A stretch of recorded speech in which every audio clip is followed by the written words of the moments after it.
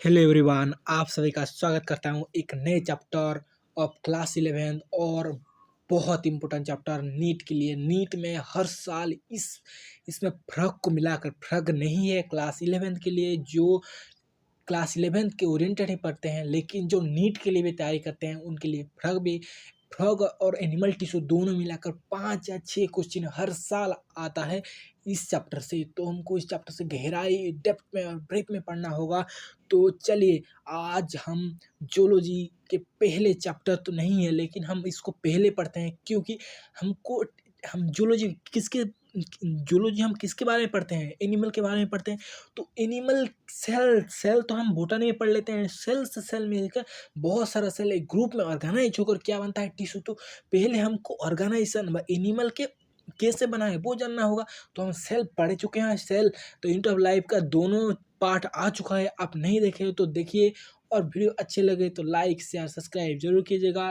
आप बहुत लोग देख रहे होंगे लेकिन लाइक नहीं कर रहे हैं, सब्सक्राइब नहीं कीजिए। प्लीज़ लाइक या सब्सक्राइब करिएगा। लाइक या सब्सक्राइब हमारे लिए एक मोटिव का काम करता है, तो आप ये काम जरूर कीजिएगा। चलिए चैप्टर को शुरू करते हैं। पहले हमको जानना होगा व्हाट इज टिश्यू। तो पहले हम सेल के बारे में पढ़ चुके हैं, तो हम अब टिश्यू के बारे में पढ़ते हैं। तो पहले मैं आपको सामने लाता हूँ व्हाट इज टिश्यू।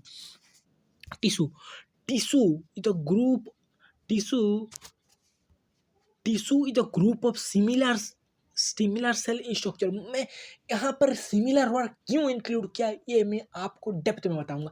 क्योंकि सिमिलर, देखिए, एक एक आप एक ऑर्गन सोच लीजिए, एक किडनी और एक लिवर, दो किडनी और लिवर दोनों एक साथ काम करता है क्या? दो अलग अलग काम करता है। इस तरीके से एक टिश्यू दैट मीन्स एक सेल है, 3-4 सेल है जो मिलकर एक काम कर सकते हैं। और एक सेल मिलके, एक सेल अलग काम कर रहा है, एक सेल अलग काम कर रहा है, दोनों सेल को जो मिलाएंगे तो दोनों सेल ही अलग अलग काम करने लगेंगे, तो एक ऑर्गेनाइज फंक्शन नहीं हो पाएगा। तो यहाँ पर मैं लगाया हूँ tissue is the group of cell of similar in structure and function. एक ही काम कर रहे होंगे, तो जब दोनों एक ही काम कर रहे होंगे, जो मिल जाएंगे तो बहुत अच्छे तरह काम करेंगे। तो टिश्यू टिश्यू मिलकर क्या होता है? टिश्यू सिस्टम मिलकर ऑर्गन सिस्टम हम बने हैं ऑर्गेनिज्म। तो आप समझ रहे होंगे। जब सेल पढ़ा रहा था तो स्टडी ऑफ सेल क्या बोला था? साइटोलॉजी। तो इस तरीके से स्टडी हम जो टिश्यू के बारे में स्टडी करते हैं तो हम क्या बोलते हैं उसको? हिस्टोलॉजी। समझ आया? तो यहाँ पर हम क्या पढ़ रहे हैं? जूलॉजी में हम क्या पढ़ रहे थे? एनिमल। तो हम एनिमल टिश्यू प्राइमरीली क्यों बोला? बहुत सारे हैं, लेकिन प्राइमरीली मेनली जो बोला जाता है वो 4 तरीके के हैं। कौन कौन से? Epithelial tissue, connective tissue, muscular tissue, nervous tissue. ये हम पढ़ने वाले हैं, लेकिन एक एक कर हमको इसको जानना होगा। एपिथेलियल टिश्यू, पहले हम एपिथेलियल टिश्यू जाएंगे। एपिथेलियल टिश्यू क्या होता है? एपिथेलियल टिश्यू एक क्या काम करता है? देखिए, आप जब स्किन देख रहे होंगे, स्किन के नीचे क्या बोला? स्किन के नीचे एक डिफ्यूजन मेम्ब्रेन, वहाँ पर कोई भी वेसल नहीं है। वेसल दैट मीन्स ये एवास्कुलर है। तो एपिथेलियल टिश्यू भी 2 तरीके के होता है। Epithelial tissue simple epithelium and compound. Simple क्या बोला? इसलिए क्योंकि एक लेयर की ही होती है। क्या होता है? एक लेयर होता है और फ्लैट होता है। लेकिन कॉम्पाउंड एपिथेलियम क्या करता है? बहुत सारे लेयर होता है। दैट मीन्स डिफ्यूजन में समझ रहे, एक ये है डिफ्यूजन, दैट मीन्स एक लेयर है, यहाँ से यहाँ जाना उसको डिफ्यूजन बोलते हैं। लेकिन ये बहुत सारे लेयर होगा तो यहाँ यहाँ जाना बहुत प्रॉब्लम होगा। तो यहाँ ये सिंपल एपिथेलियम क्या करता है? डिफ्यूजन के काम करता है। लेकिन कंपाउंड एपिथेलियम वो डिफ्यूजन का काम नहीं करता है। देखिए, बहुत सारे लेयर है, दैट मीन्स ये प्रोटेक्शन का काम कर रहा होगा। आप ये माइंड में सोचिए, क्लास में ही सब तरीके के फंक्शन लोकेशन बहुत आता है। मैं इस सेशन के पीवाई की भी लगाऊंगा, cell the unit of life के पीवाई के लगेंगे, लेकिन 4-5 सेशन होने दो।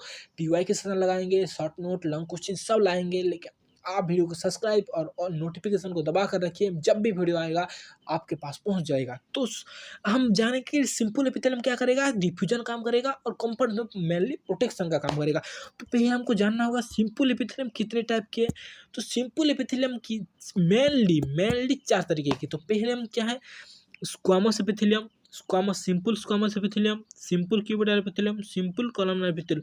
यहाँ पर सिलेटेड भी आएगा और लैंडर लेवल। लेकिन हम पहले आज इस चैप्टर में बहुत लेंदी लेक्चर नहीं रखने वाला हूँ।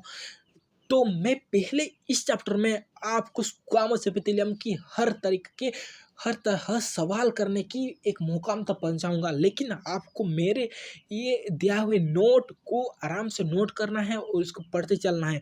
तो चलिए शुरू करते हैं। Simple squamous epithelium, simple squamous epithelial tissue होगा, सिंपल स्क्वामस एपिथेलियल टिश्यू। तो पहले हम जानना होगा सिंपल, सिंपल तो क्या हम जानेंगे क्योंकि एक ही लेयर है, तो हमको ब्रीफ में स्क्वामस से पता ना सिंगल लेयर। देखिए यहाँ पे आपको मैं स्ट्रक्चर भी लिख दिया स्क्वामस, देखिए ये स्क्वामस हो गया। तो यहाँ पर जो स्ट्रक्चर है उसके बारे में मैं लिखा सिंगल लेयर है, सिंगल लेयर है। फ्लैट, फ्लैट है, देखिए फ्लैट है कि, फ्लैट है कि नहीं, आप ये देखिए ये फ्लैट है, फ्लैट है। तो मैं ये लिख दिया सिंपल। और बहुत सारे एग्जाम में आपको पेवमेंट मेम्ब्रेन के उसके क्या कहते हैं उलट भी दे सकता है, तो हमको जानना होगा स्क्वामोस एपिथेलियम को हम पेवमेंट मेम्ब्रेन ओएवी अपीयरेंस से बहुत सारे विषय हुआ है, तो हम उसको 2 पॉइंट हो गया ये।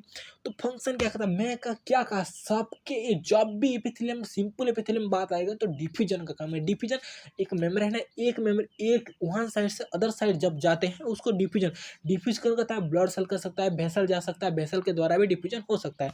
तो ये कहाँ पे दिखता है, ब्लड वेसल। तो आपको मैं एक ट्रिक दूंगा, जैसे आप लोकेशन में तो एक एक लिखा है ब्लड वेसल एंडोथेलियम, एंडोथेलियम हम कहाँ पढ़ेंगे, ब्लड वेसल में पढ़ेंगे, ब्लड वेसल में कहाँ पढ़ेंगे हम, breathing and exchange of gases. जब इस चैप्टर खत्म होने के बाद जो लेक्चर आएगा वो मैं आपको एंडोथेलियम के हर तरीके जो पढ़ाऊंगा तब आपको बताऊंगा, स्ट्रक्चर बनाऊंगा, उसमें क्यों सेल होते हैं, कैसे डिफ्यूजन होता है, हर तरीके की बात बताऊंगा। लेकिन यहाँ पर आपको जानना होगा ब्लड वेसल, ब्लड वेसल बात जब आएगी तब स्क्वामस एपिथेलियल सेल ही होगा।